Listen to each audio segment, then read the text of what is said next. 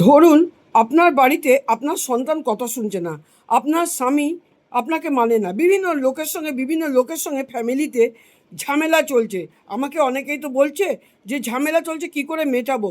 সন্তান কথা শোনে না, স্বামী কথা শোনে না মানে অন্যরকম, তারপরে বিভিন্ন রকম হতে পারে বা অন্য কেউ এরকম হতে পারে। তাহলে কি করবেন? একটা করবেন সাউথ ইস্ট দেখে করবেন, সাউথ ইস্ট কোণে করবেন, মানে দক্ষিণ পূর্ব কোণে কি করবেন? একটা মাটির প্রদীপ নেবেন, তার মধ্যে ঘি দেবেন, দেশি ঘি দিন বা এখানকার ঘি, এমনি ঘি দিন, ঘি দেবেন, তার মধ্যে লাল সলতে বানাবেন। আলতায় ডুবিয়ে না সলতেটাকে লাল করে নেবেন, কেনা সলতেকে, হ্যাঁ, লাল করে নেবেন, মাঝখানে একটা দেবেন, দুটো মনে রাখবেন, সলতেটা এমন দেবেন, মাঝখানে একটা দেবেন। আচ্ছা, এবারে কি করতে হবে?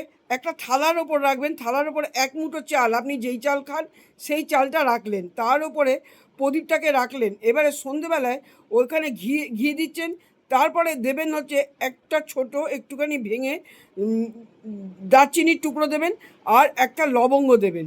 এটা দিয়ে আপনি প্রদীপটা আপনার মনের যে বাসনা, সেই বাসনা করে আপনি জ্বালান, যে ঘরের লোক যেন ঠিক হয়ে গেছে, ঘরের লোক সবাই আমার কথা শুনছে। এটা 41 দিন করুন, দেখবেন 41 ডেজ, মানে 41 দিনে আপনার ঘর পরিপূর্ণ ঠিক হয়ে যাবে। বা 2 মাস আপনার লাগতে পারে, যদি না হয় আবার পরে 2-4 দিন করতে পারেন।